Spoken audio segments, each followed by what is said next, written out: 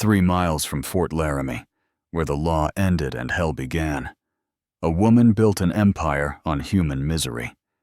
They called her Madame Crow, and by 1867, she controlled something far more valuable than gold: the bodies and souls of the desperate. Before we dive into the story, what's the darkest case you've ever heard or experienced? Write it in the comments. Let's compare notes. Also, tell us where you're watching from today and what time is it right now. We're building a community of truth seekers who aren't afraid of the dark.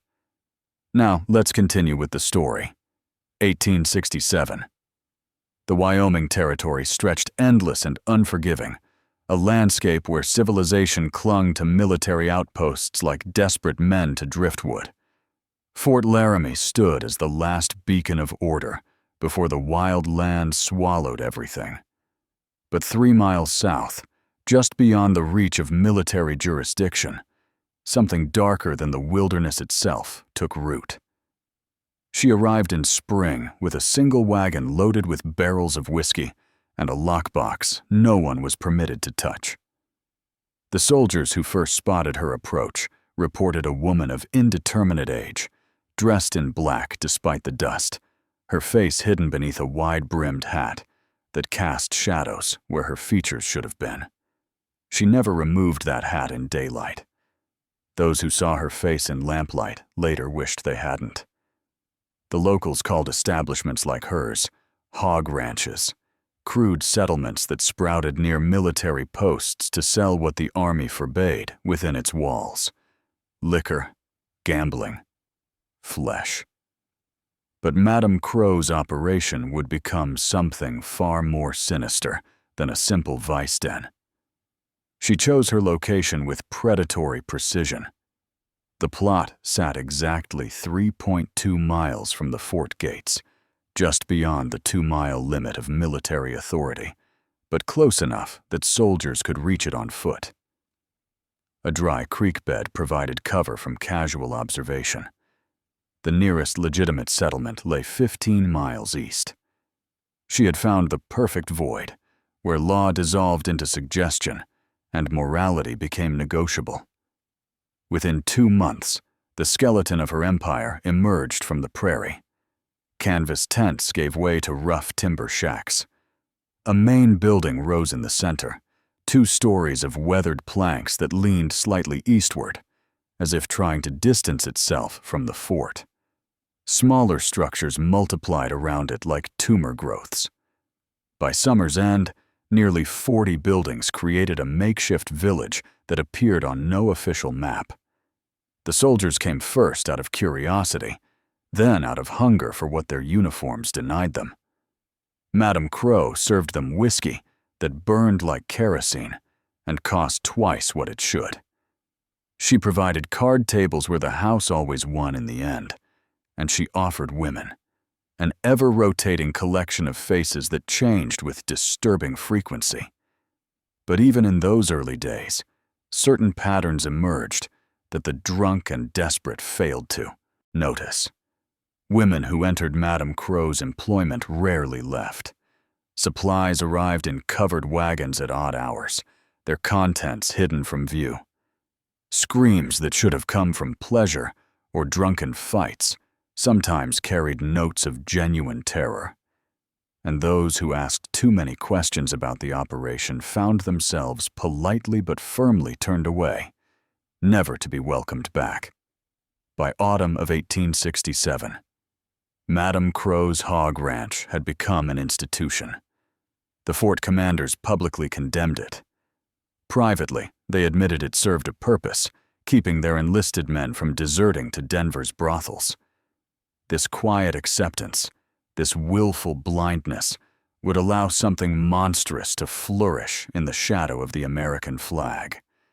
The genius of Madame Crow's operation lay not in what she built, but where she built it. She had discovered something the government refused to acknowledge, a gap in the map where American law simply ceased to exist.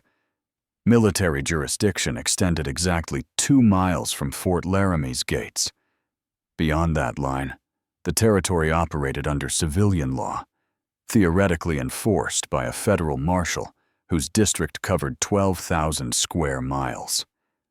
That marshal visited once every 4 months, if weather permitted.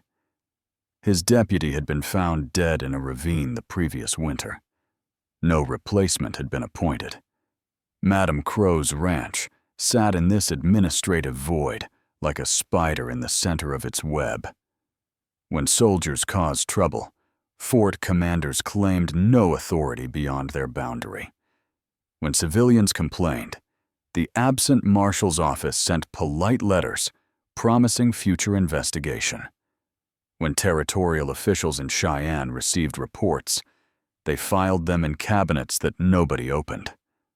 She exploited this vacuum with calculated ruthlessness. The women who came to her establishment arrived through channels that left no official record.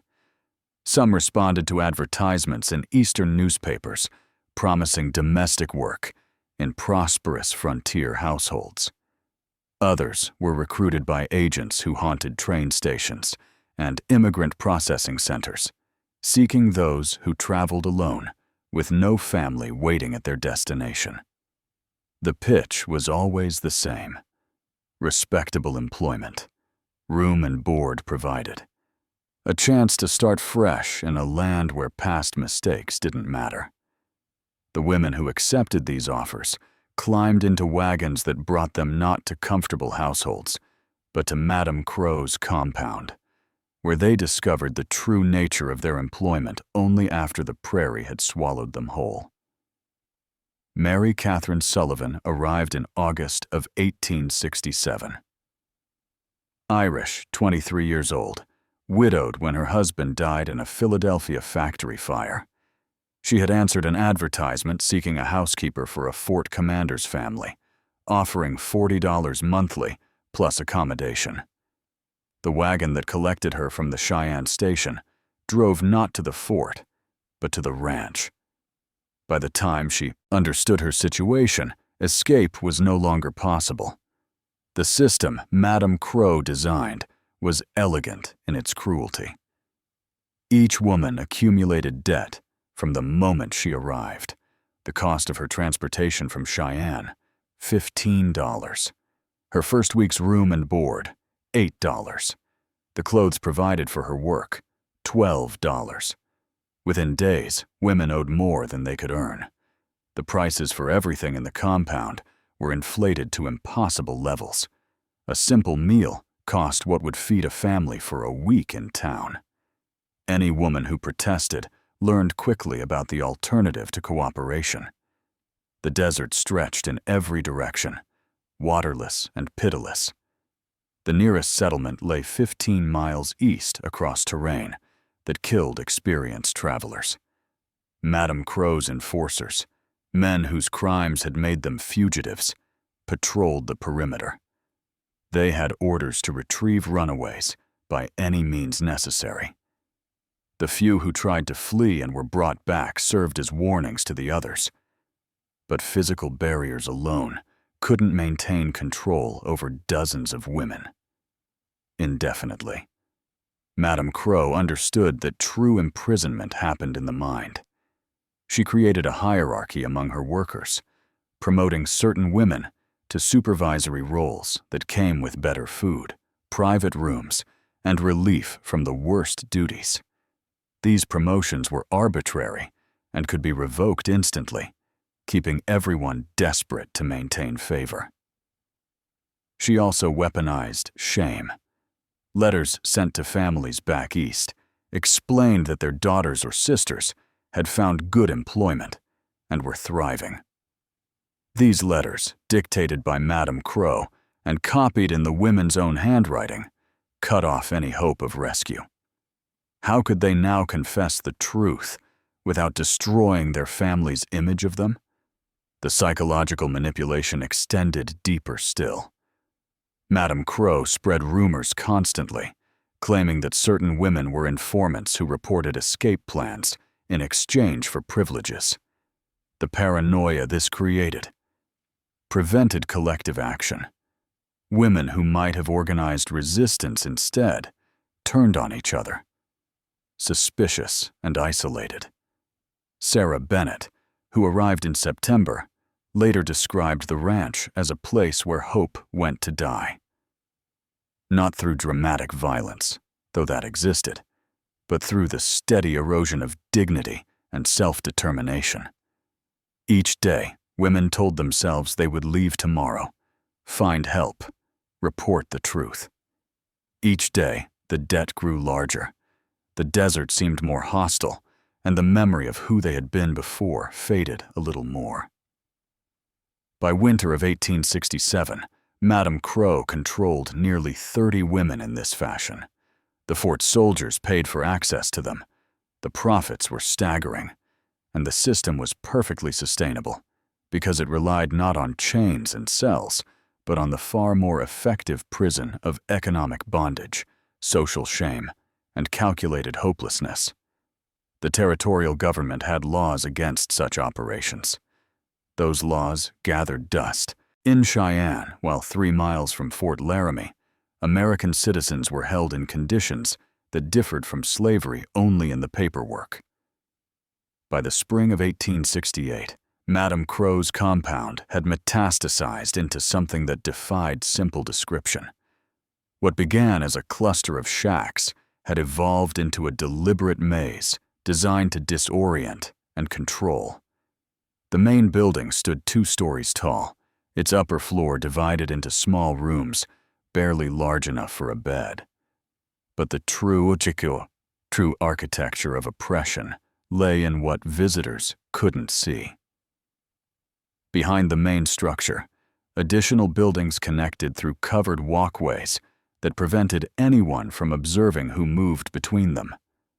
A root cellar dug into the prairie floor served purposes that had nothing to do with storing vegetables. Windowless storage sheds lined the compound's eastern edge, their doors fitted with exterior locks. Madame Crow had learned construction techniques from a former prison guard she employed briefly before he died under suspicious circumstances. The buildings were arranged so that no structure had a clear exit route that didn't require passing within sight of the main building's windows.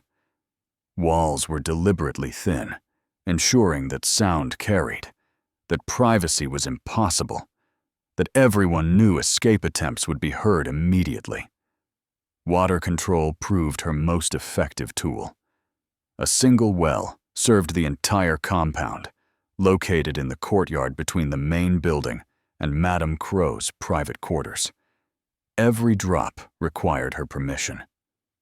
Women received their daily ration each morning, enough to survive, but never enough to fill a canteen for desert travel. The nearest natural water source lay 8 miles north, information Madame Crow shared freely, knowing it made escape seem even more impossible. Her enforcers were chosen with the same calculated precision as everything else. James Ridley had deserted from the cavalry after killing another soldier in a dispute over cards. Thomas Kern was wanted in Missouri for crimes the newspapers refused to print in detail. William Pope had fled Nebraska territory ahead of a lynch mob. These were men who couldn't return to civilization, who depended entirely on Madame Crow's protection, who understood that her operation's exposure would mean their own destruction. She paid them well and gave them authority that fed their worst instincts. They patrolled the compound's perimeter in rotating shifts, ensuring constant surveillance. They intercepted any communication between the women and the outside world. They enforced the rules with methods that left no visible marks, but ensured compliance. The rules themselves were designed to break resistance systematically. Women were forbidden to speak after sunset without permission. Any conversation between more than 3 women simultaneously was prohibited. Personal possessions were searched weekly for contraband, though the definition of contraband changed arbitrarily to keep everyone uncertain. Even gifts from customers could be confiscated at Madame Crow's whim. Food became another weapon. The main meal each day consisted of whatever Madame Crow's cook prepared, usually thin stew and hard bread. Portions were determined by each woman's current standing in the hierarchy. Those who showed defiance ate less. Those who informed on others ate slightly more. The message was clear. Survival required participation in your own oppression and the oppression of others. The compound expanded throughout 1868. A separate building appeared on the western edge, its purpose never officially explained, but understood by all. Women who became pregnant were moved there until they gave birth, then returned to work. What happened to the infants was never discussed openly, though some claimed to hear babies crying at odd hours. The few who dared ask questions received answers so threatening that no one asked twice. Madame Crow herself remained a figure of mystery even to those living under her control. She appeared randomly throughout the day and night, her footsteps silent, her presence announced only when she chose. She knew everything that happened in her compound, suggesting an extensive network of informants among both workers and customers. Trust became impossible. Friendship became dangerous. The enforcers reported directly to her, but even they seemed afraid. Thomas Kern once mentioned to another guard that Madame Crow kept detailed records of every person who entered her establishment, every transaction, every secret shared in drunken confidence. This information gave her leverage that extended far beyond her compound's boundaries, reaching into the fort itself and into the territorial government. By autumn, the ranch housed over 40 women in various states of captivity. Some had been there since the previous year, their spirits so thoroughly broken that they no longer attempted escape. Others were recent arrivals, still believing rescue might come, still writing mental letters to families who thought they were thriving in respectable employment. The physical architecture Madame Crow created was formidable. But the true prison she built existed in the minds of her captives, constructed from shame, debt, fear, and the terrible knowledge that the law which should have protected them had abandoned them completely to the prairie and to her mercy. Fort Laramie's officers understood exactly what happened 3 miles beyond their gates. They understood it, discussed it in private, and made a calculated decision to allow it to continue. The official position was clear and repeated in every report sent to Washington. The hog ranch operated outside military jurisdiction. Civilian authorities held responsibility for policing such establishments. Any action taken by the Army would exceed its legal mandate and potentially trigger jurisdictional disputes with territorial government. But the truth whispered in officers' quarters and never committed to paper was far simpler. The ranch served a purpose. It kept enlisted men from deserting to Denver or Cheyenne in search of entertainment. It prevented the kind of restlessness that led to insubordination and violence within the fort itself. 1868 was a year of tension across the frontier, with conflicts erupting throughout the territory. Command needed soldiers focused on their duties, not consumed by frustration. Colonel Marcus Hendricks, who assumed command in March of 1868, inherited this policy of willful ignorance from his predecessor.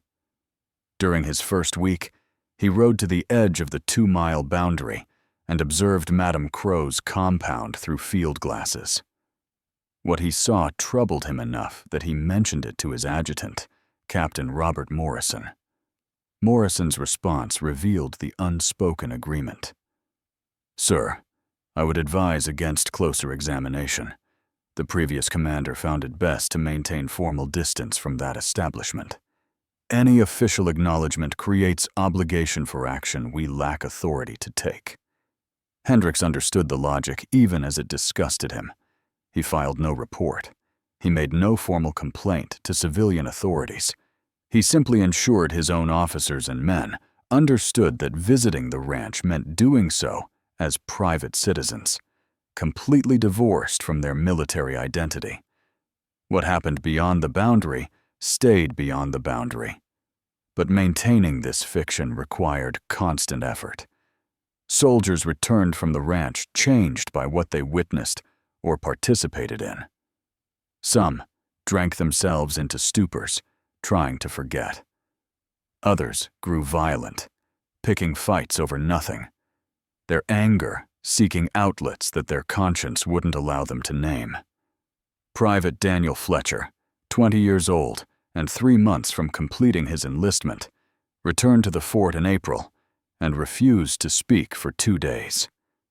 When his sergeant finally pressed him, Fletcher said only, "The things they do to those women, sir. The things Madam Crow allows. We're supposed to be protecting people in this territory, and we're paying for—" He couldn't finish the sentence. The sergeant reported the incident to Captain Morrison, who filed it under general discipline issues and took no further action.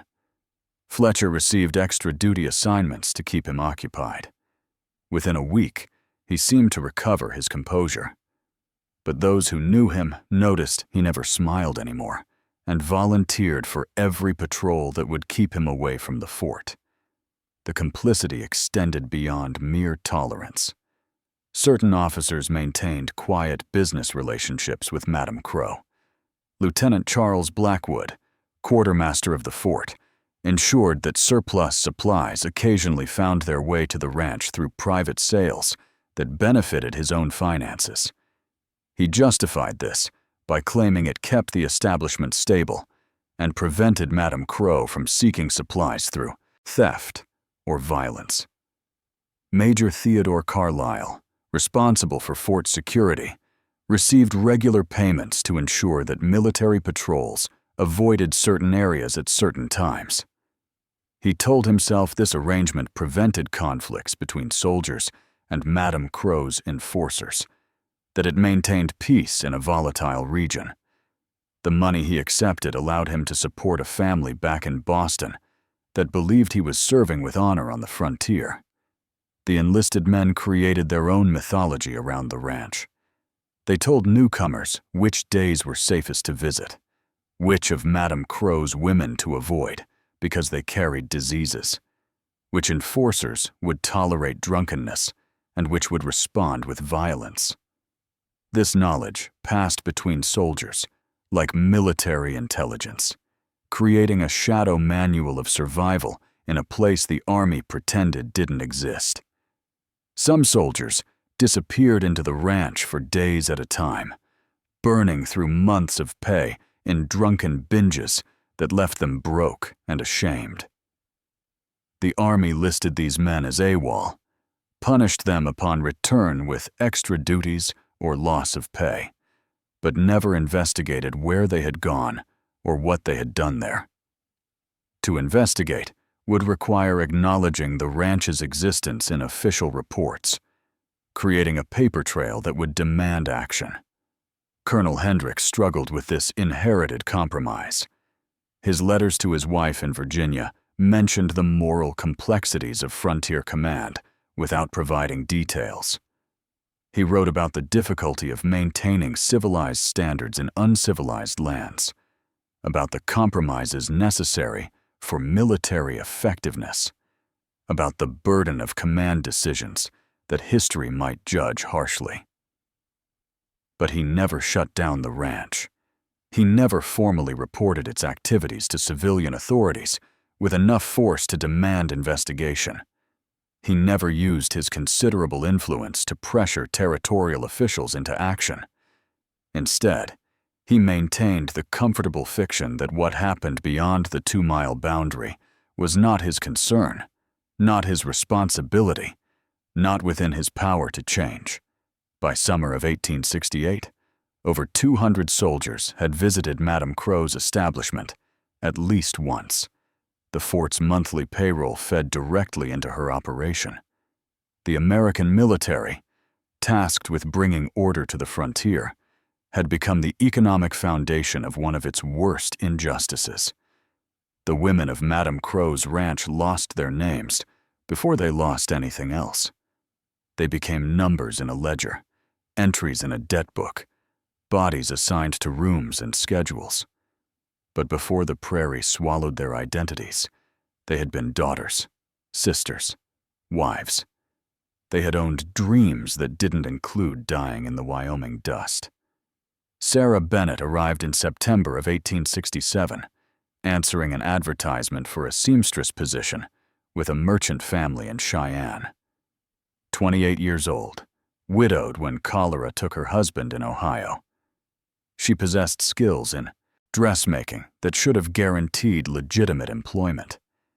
Instead, the agent who met her at the station brought her to the ranch, where Madame Crow informed her that the seamstress position had been filled, but alternative work was available. The debt began immediately. Transportation cost, $20. Room for the first week, $10. The dress provided for work, $15. Sarah owed $45 before she understood the nature of her employment. When she refused and demanded return to Cheyenne, Madame Crow's response was delivered with cold precision.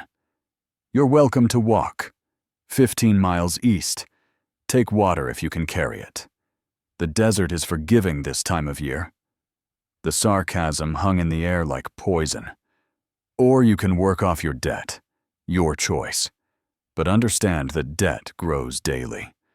Room, board, and protection all come at cost." Sarah worked. Each night added to her debt rather than reducing it. The prices for everything were calculated to ensure she could never earn freedom. Within 3 months, she owed over $200. Her letters home, dictated by Madame Crow and copied in her own hand, spoke of profitable employment and frontier opportunities. Her family in Ohio believed she was thriving. Maria Gonzalez came from different circumstances, but arrived at the same destination. Her husband, a gambler who frequented the fort's unofficial card games, lost catastrophically in the spring of 1868. Unable to pay his debts, he negotiated alternative settlement. Maria became that settlement. She was 23 years old and had been married for 4 years when her husband sold her to Madame Crow for $120, exactly the amount he owed. She arrived at the ranch in chains, literally. Her husband and 2 of his creditors delivered her personally, ensuring she couldn't flee during transport. Madame Crow accepted her with the same dispassion she might show receiving a shipment of supplies. The transaction was recorded in the ledger. Maria's debt began at $120, plus daily accumulation for her upkeep. The psychological devastation exceeded the physical captivity. Maria had believed her husband loved her. She had trusted him to protect her. The betrayal shattered something fundamental in her understanding of human relationships. She stopped speaking for 2 weeks after her arrival. When she finally did speak again, it was only in Spanish, refusing to acknowledge English, though she understood it perfectly. This small resistance was all she could maintain. Eleanor Whitmore represented a different category of victim entirely. She arrived pregnant, alone, and desperate. 20 years old, she had fled from a wealthy family in Boston after refusing an arranged marriage, only to find herself abandoned by the man who had promised to marry her instead. By the time she reached Wyoming territory, she was 4 months pregnant and running out of money. Madame Crow welcomed her with apparent kindness. She offered Eleanor shelter, medical care, and a place to stay until after the birth. The cost would be reasonable, she promised. Eleanor could work it off afterward through legitimate housekeeping. Grateful and without alternatives, Eleanor accepted. The trap closed only after she gave birth. The baby, a daughter, became leverage. Madame Crow informed Eleanor that her debt now included the cost of medical care during pregnancy, the birth itself, and care for the infant. The total exceeded $300. Eleanor could work off this debt, certainly, but her daughter would remain in Madame Crow's care as insurance against any thoughts of escape. Eleanor worked. She had no choice. Her daughter was kept in the Western Building, the one whose purpose nobody discussed openly. Eleanor was permitted to see her once weekly, always supervised, always brief. The baby became the chain that no amount of physical barriers could match. These three women, from vastly different backgrounds, shared the same fate. They discovered that Madame Crow's genius lay in understanding that every person has a different breaking point, a unique vulnerability to exploit. For Sarah, it was shame and the impossibility of returning home in disgrace. For Maria, it was the complete destruction of her ability to trust anyone. For Eleanor, it was love for her child, weaponized against her. By the end of 1868, the ranch held 43 women. Each had a story. Each had been someone before becoming inventory. Each morning they woke hoping for rescue that never came. Each night they survived by making themselves believe that tomorrow might be different. The American frontier promised opportunity and fresh starts. For these women, it delivered only another form of bondage, one that existed in full view of military authorities, who chose to see nothing at all. The ranch was never just about the exploitation of women. That was merely the visible business, the obvious crime. Beneath it ran a network of illegal activity that made Madame Crow one of the most connected criminal operators in the entire Wyoming territory.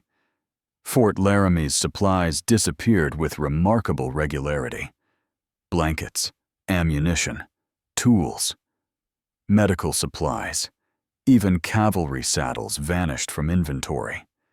Lieutenant Blackwood, the quartermaster, filed reports blaming rats, spoilage, and accounting errors. In truth, at least 30% of the fort's supplies flowed directly to Madame Crow's operation through a carefully orchestrated theft ring. The system worked with elegant simplicity. Enlisted men working in the supply depot stole items during their shifts, hiding them in designated locations outside the fort's walls. At night, Madame Crow's enforcers collected these caches and transported them to the ranch. The soldiers received payment in the form of credit at the ranch, creating a closed economic loop that ensured their continued participation and silence. These stolen goods didn't remain at the ranch. Madame Crow had established trade relationships with criminal elements throughout the territory. Stolen army blankets appeared in Denver markets. Ammunition found its way to outlaw camps in the Black Hills. Medical supplies were sold to frontier doctors who asked no questions about their origin. She transformed military property into cash with ruthless efficiency. But the theft operation was small compared to her role in harboring fugitives. The ranch became known throughout the criminal underworld as a sanctuary for men fleeing justice. Deserters from Fort Laramie and other posts found refuge there. Horse thieves, claim jumpers, murderers, and men wanted for crimes too numerous to catalog all discovered that Madame Crow offered protection for a price. Jacob Thornton arrived in October of 1868, wanted in 3 territories for armed robbery. He had killed 2 men during his last robbery attempt in Colorado and knew that capture meant hanging. Madame Crow charged him $50 monthly for sanctuary, plus a percentage of any criminal proceeds he earned while under her protection. Thornton paid gladly, understanding that the alternative was a noose. She didn't harbor these fugitives out of charity. Each became part of her operation, their desperation transforming them into assets. Some worked as enforcers. Others participated in planned thefts or served as intermediaries in criminal transactions. Their fugitive status ensured absolute loyalty, because betraying Madame Crow meant exposing themselves. The ranch also served as a hub for intelligence gathering. Drunk soldiers talked, travelers passing through shared news from other territories. Madame Crow's women, trained to encourage conversation, collected information that proved valuable to various criminal enterprises. Which stages carried payroll, which ranches kept gold on the property, which lawmen were honest, and which could be bribed. This intelligence was sold to interested parties throughout the region. Her connections reached into surprising places. A territorial judge in Cheyenne received quarterly payments to ensure that any legal actions against the ranch moved slowly through bureaucratic channels. A federal marshal's deputy provided advance warning of any planned raids. Even certain merchants in legitimate businesses served as money laundering operations, accepting Madame Crow's criminal proceeds and converting them into clean assets. The scope of her criminal empire became clear when a traveling merchant named Edmund Price tried to establish a competing operation 4 miles north of the ranch. Within 2 weeks, his supply wagons were hijacked. His hired guards were beaten severely enough to require hospitalization. His primary investor received threats detailed enough to make him withdraw all funding. Price fled the territory, ruined and frightened. Madame Crow had demonstrated that she controlled not just her compound, but the entire region's criminal economy. Competition wasn't tolerated.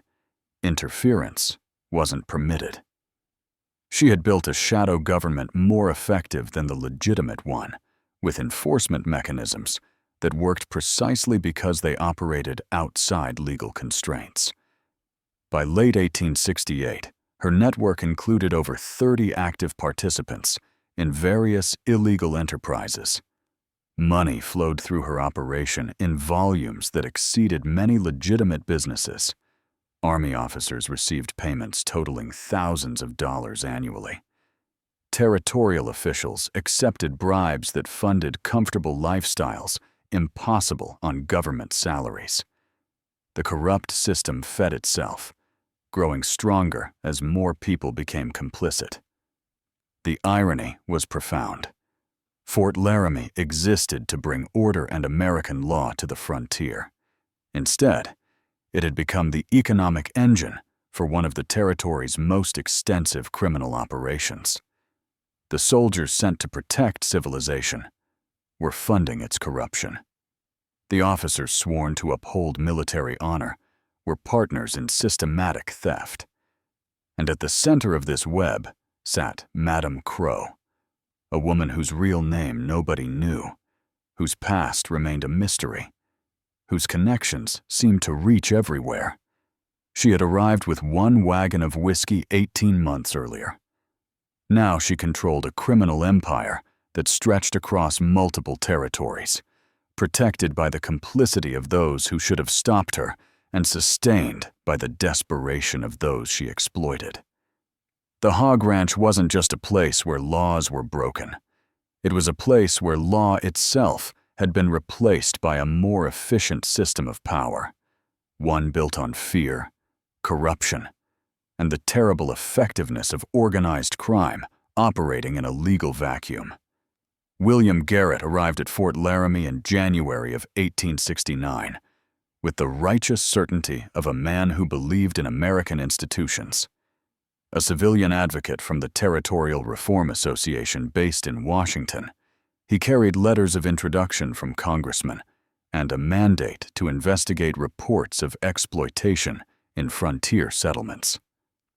He was 42 years old, a former attorney who had dedicated his later years to exposing corruption in Western territories. His previous investigations had resulted in the removal of 2 Indian agents for embezzlement and the prosecution of a land fraud scheme in Montana. He approached the hog ranch case with the same methodical confidence that had served him well in the past. Colonel Hendricks received him with obvious discomfort.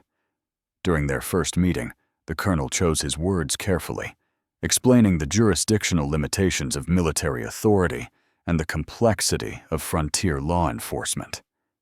Garrett listened politely, then stated his intentions with clarity that left no room for misunderstanding. "I'm not asking for military intervention, Colonel. I'm documenting conditions for a formal report to the Department of the Interior and the Territorial Governor. The federal government has responsibility for law enforcement in territories, regardless of local complications." Hendricks warned him that investigating the ranch would be dangerous. Garrett thanked him for the concern and began his work the following day. His methodology was systematic. He interviewed soldiers who had visited the ranch, recording their testimony in careful handwriting. He spoke with merchants in nearby settlements about supply chains and suspicious transactions.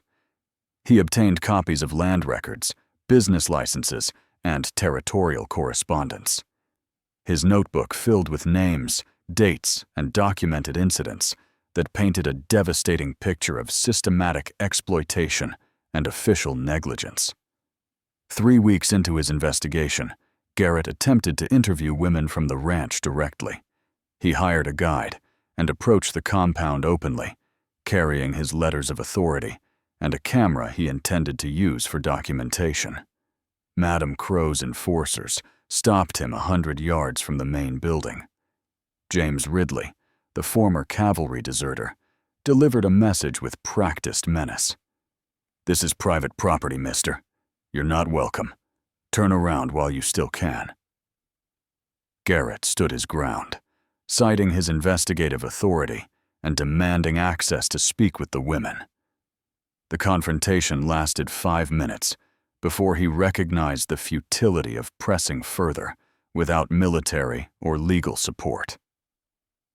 He retreated, but left knowing that his mere presence had rattled Madam Crow's operation. His reports to Washington grew increasingly urgent. Letters sent in February documented specific incidents of coercion, debt bondage, and criminal activity. He named officers involved in the supply theft ring. He identified territorial officials receiving payments. He provided enough evidence to trigger multiple federal investigations if anyone with authority chose to act. But Garrett made a fatal miscalculation.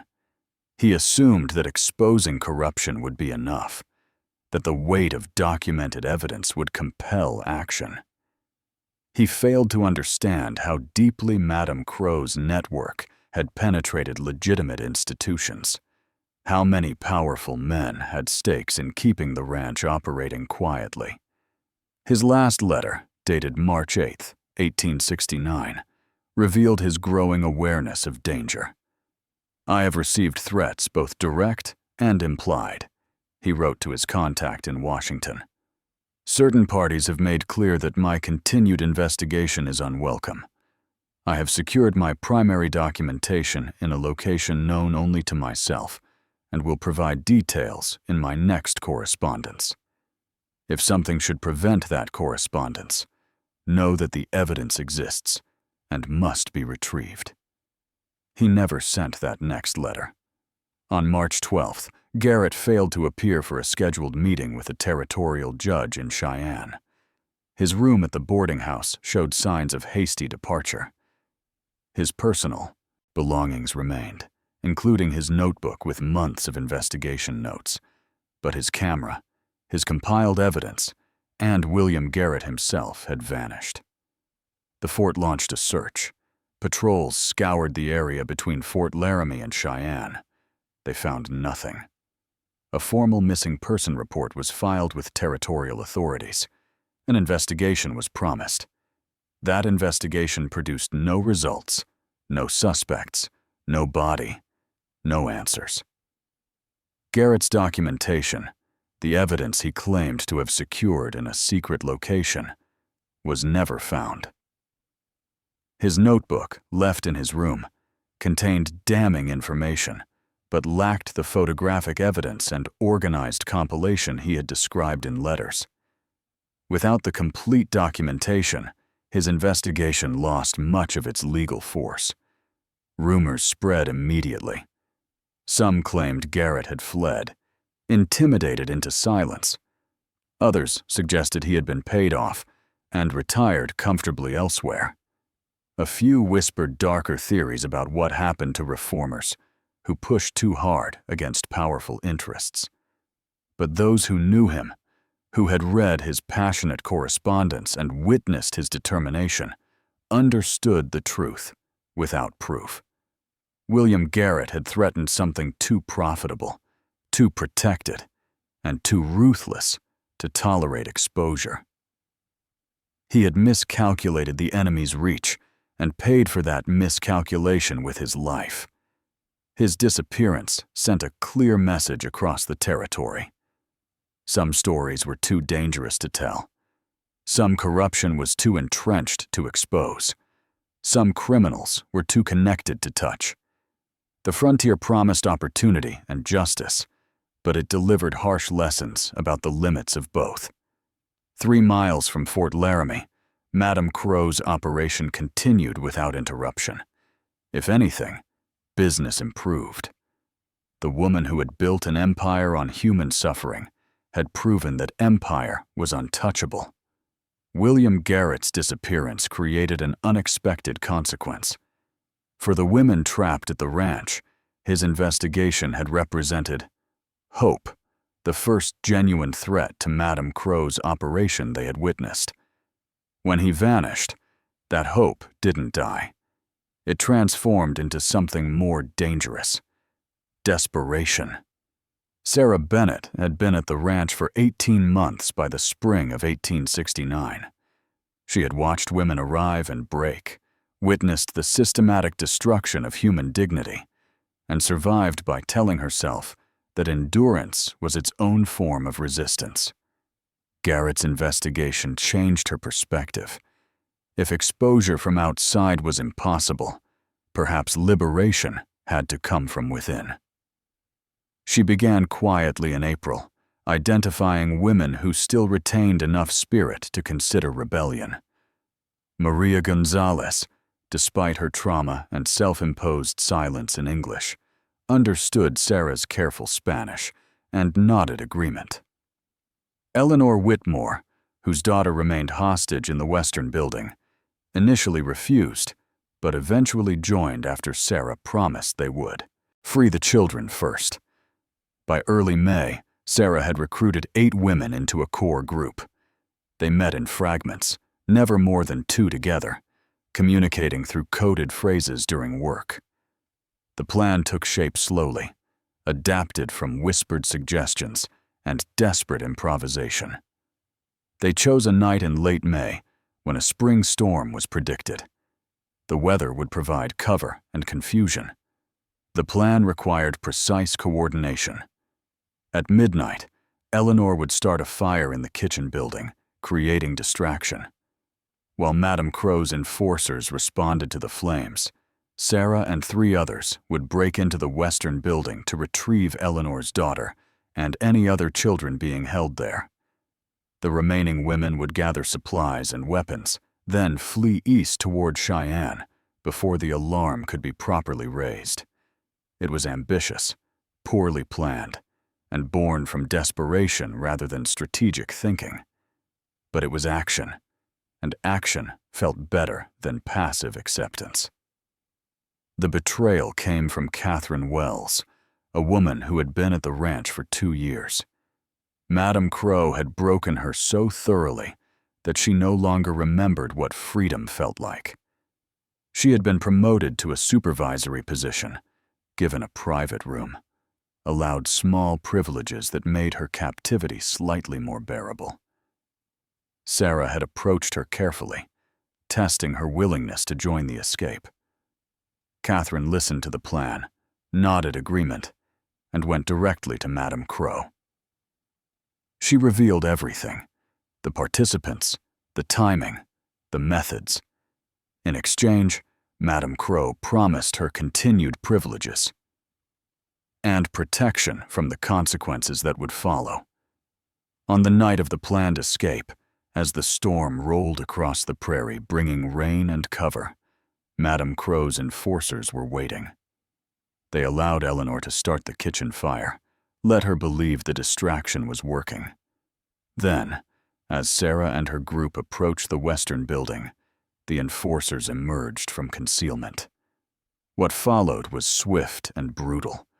The women were subdued and dragged to the courtyard.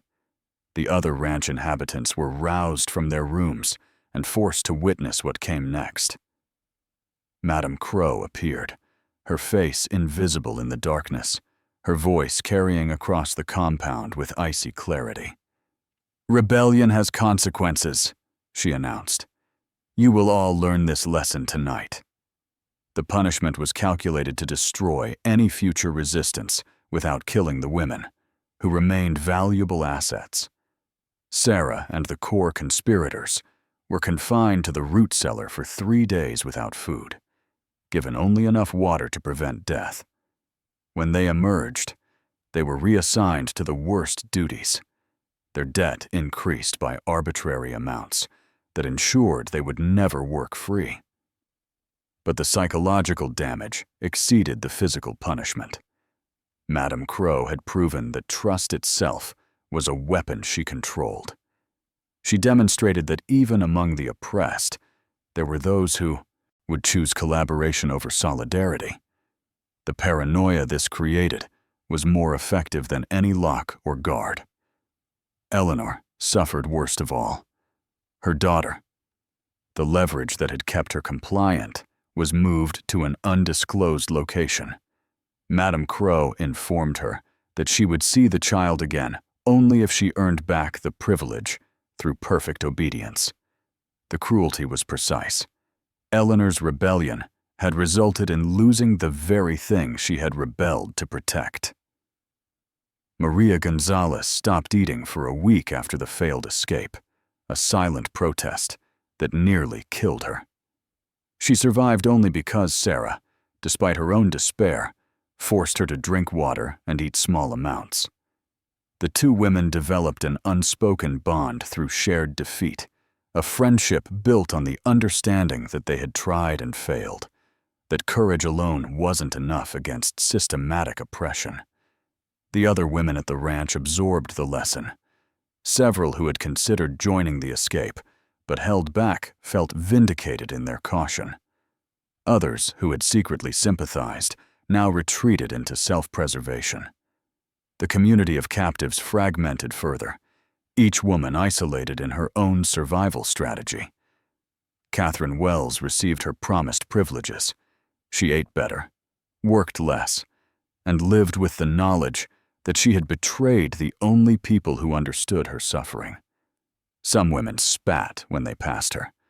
Others simply stopped seeing her, treating her as if she had ceased to exist. She had gained comfort and lost something far more essential. By June of 1869, the possibility of organized resistance had been eliminated. Madame Crow had demonstrated that she controlled not just the physical prison, but the psychological landscape of captivity itself. Hope, when it appeared, would be crushed. Solidarity would be betrayed. Courage would be punished. The lesson was clear and brutally effective. The failed uprising didn't weaken Madame Crow's operation. It strengthened it by proving that escape was impossible and resistance was futile. Colonel Marcus Hendricks received his transfer orders in August of 1869. His replacement, Colonel Andrew Thornton, arrived with a reputation for strict discipline and moral rigidity that had made him unpopular at his previous posting. The Department of War hoped he might bring order to Fort Laramie's increasingly problematic relationship with the surrounding civilian chaos.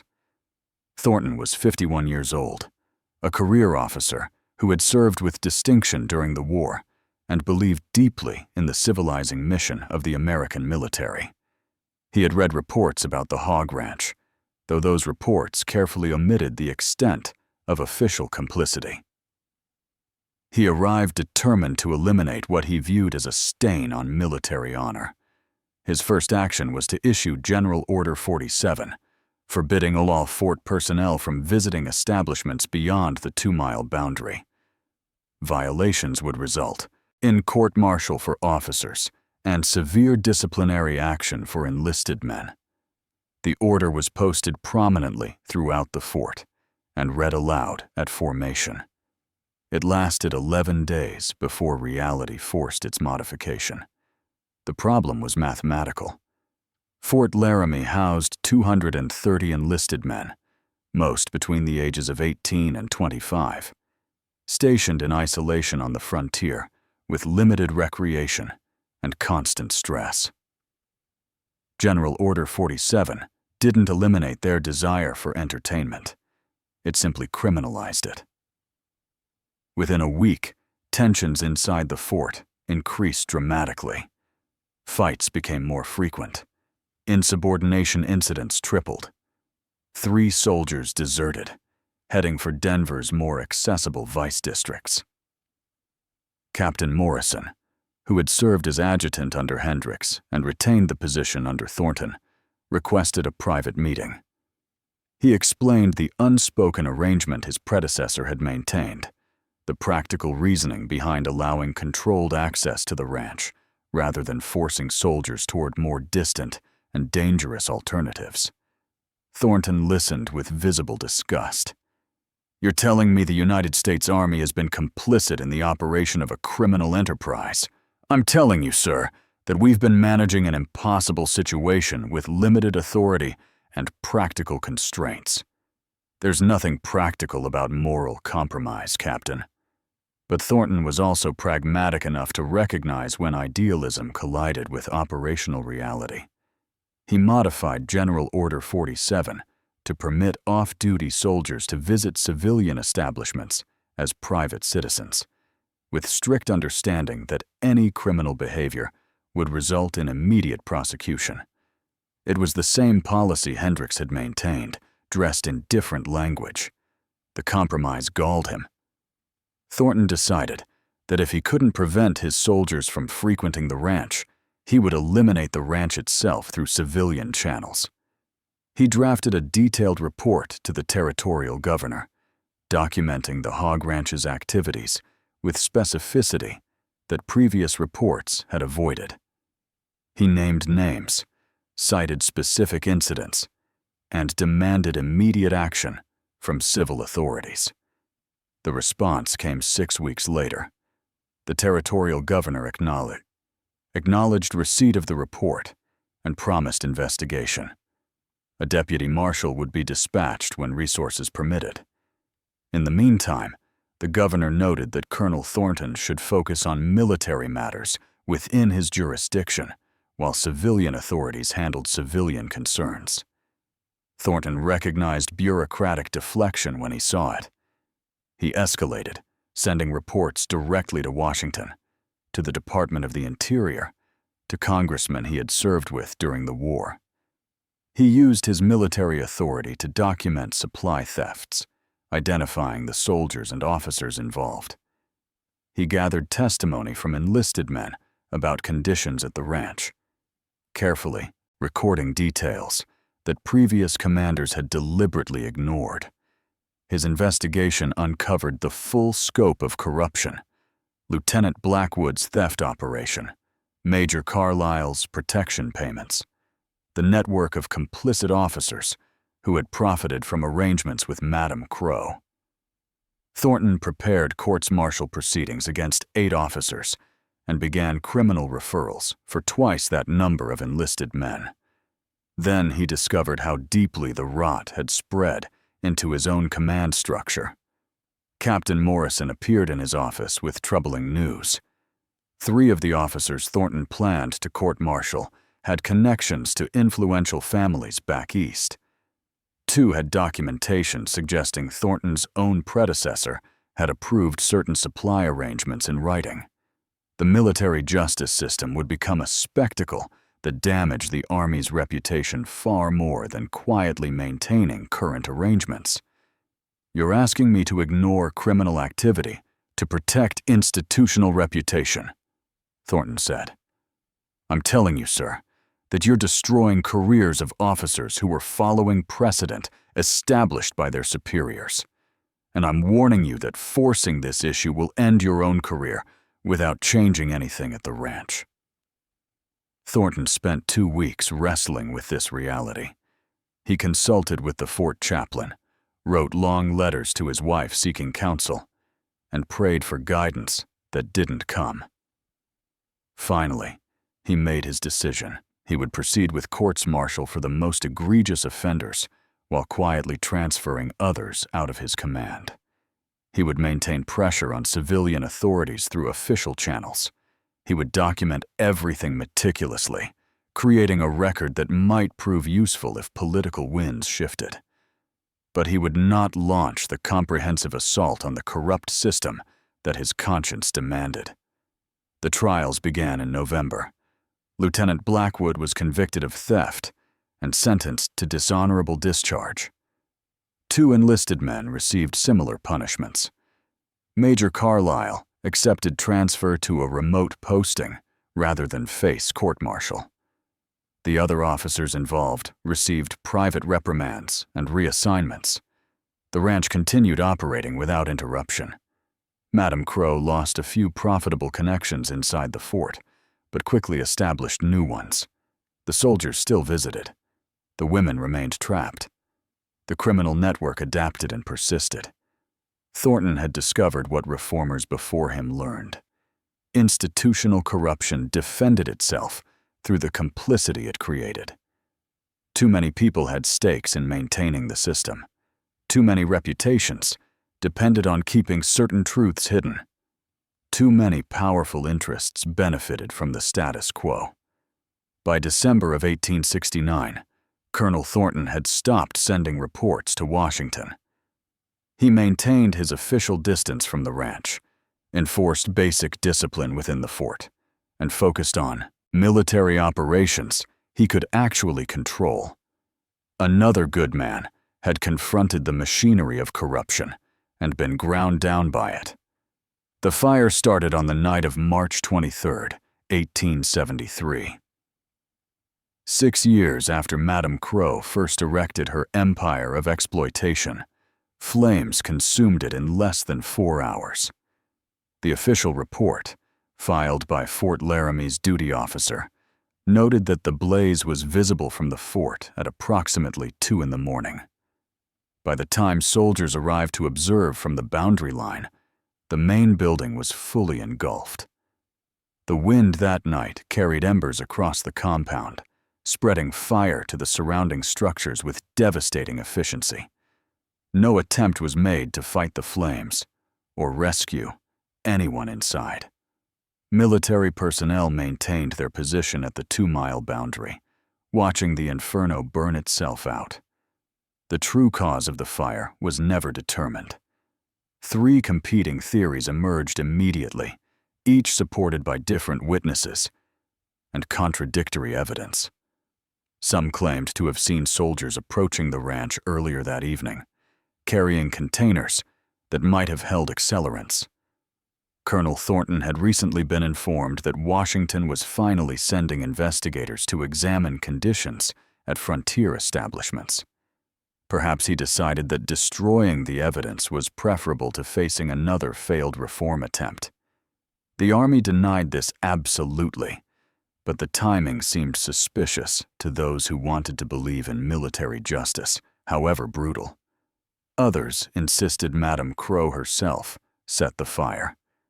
A traveler passing through claimed to have seen a woman matching her description leaving the compound hours before the flames appeared, carrying a heavy bag and moving with purpose toward a waiting horse. This theory suggested she had decided to destroy her operation before investigators could expose the full extent of her criminal network, eliminating records and witnesses simultaneously while escaping with accumulated wealth. A third explanation, whispered but never officially voiced, was that the women themselves finally succeeded where previous attempts had failed. that someone among them had waited for the right moment, when the enforcers were drunk or distracted, and lit the match that would end their captivity, even if it meant ending their lives. Liberation through annihilation. The fire burned until dawn. When Fort Laramie personnel finally approached the ruins, they found a scene of complete devastation. The wooden structures had collapsed into charred skeletons. The intense heat had destroyed nearly everything combustible. What remained was ash, twisted metal, and the unmistakable evidence of human remains. 19 bodies were recovered from the ruins. Most were burned beyond recognition. The territorial coroner, conducting what passed for an investigation, identified 7 as female and 4 as male based on bone structure and size. 8 others were too damaged for even basic identification. The bodies were buried in unmarked graves outside Fort Laramie's cemetery, their names unknown, their stories erased. Madame Crow was not among the identified dead. Neither were her primary enforcers, James Ridley and Thomas Kern. Their absence fueled speculation that they had escaped, or perhaps orchestrated the fire themselves. Wanted posters were issued for all 3, describing Madame Crow in the vague terms that were all anyone could offer. A woman of uncertain age, dark clothing, a face that witnesses struggled to recall clearly. She was never found. The investigation, such as it was, concluded within 2 weeks. The territorial authorities ruled the fire accidental, likely caused by an overturned lamp or carelessly discarded cigar. This explanation satisfied no one, but provided official closure. The site was left abandoned, the ruins gradually disappearing as scavengers salvaged anything of value and weather reclaimed the rest. But the story didn't end with the fire. Within 8 months, new establishments began appearing in the same general area beyond Fort Laramie's jurisdiction. Different owners, different names, but the same basic operation. The legal void that had allowed Madame Crow's empire still existed. The demand from soldiers still existed. The supply of desperate women still existed. By 1874, 2 competing establishments operated within 4 miles of the fort. Both employed similar methods of debt bondage. Both maintained armed enforcers. Both enjoyed the same tacit tolerance from military authorities who had learned that moral objections were no match for practical realities. Sarah Bennett was never accounted for among the dead. Neither was Maria Gonzalez. Eleanor Whitmore's body was tentatively identified, though the identification was uncertain. The fate of Eleanor's daughter, like the fates of other children held at the ranch, remained unknown. The western building had burned completely, leaving no evidence of who or what it contained. The American frontier promised opportunity, fresh starts, and the chance to build something new. For some, it delivered exactly that. For others, it offered only different forms of the same old exploitation, packaged in new clothes and erected in new locations, but fundamentally unchanged. The hog ranch burned, but the system that created it survived. The criminals involved either escaped or were replaced. The women trapped there either died or found themselves trapped somewhere else. The soldiers who visited continued visiting similar establishments. The officers who looked away kept looking away. The cycle continued because the conditions that enabled it were never addressed. Madame Crow, whoever she truly was, disappeared into the frontier's vast anonymity. Perhaps she died in the flames she may have started. Perhaps she escaped with enough wealth to retire comfortably. Perhaps she simply moved to another territory and started, again under a different name. The Wyoming territory never saw her again, But that didn't mean she stopped existing. The land where the hog ranch stood remained empty for decades. Travelers reported an uneasy feeling passing through the area, a sense that something terrible had happened there, even if they didn't know the specifics. By the time Wyoming achieved statehood in 1890, the site had been reclaimed completely by prairie grass and wind. Only a few foundation stones remained to mark where Madame Crow's empire of human misery had stood. History books rarely mention the hog ranch. When they do, it appears as a footnote about frontier vice districts, sanitized and simplified. The names of the women who suffered there are lost. The crimes committed against them are understated or ignored. The complicity of government and military officials is barely acknowledged. But the truth remains, buried in dusty archives and forgotten testimony. For 6 years, American citizens were held in bondage, exploited systematically, and abandoned by the institutions meant to protect them. Justice never came. Accountability never arrived. The system that allowed it continued long after the specific operation ended. The fire that destroyed the hog ranch changed nothing fundamental. It simply cleared the ground for the next exploitation, the next injustice, the next crime hiding in plain sight just beyond the boundaries where law became suggestion and morality became negotiable. If this story disturbed you, then it should have. This is the reality we need to confront, the truths we need to remember. Hit that like button if you believe these stories deserve to be told, and subscribe because history's darkest chapters aren't going to expose themselves. We're just getting started uncovering the horrors they tried to bury.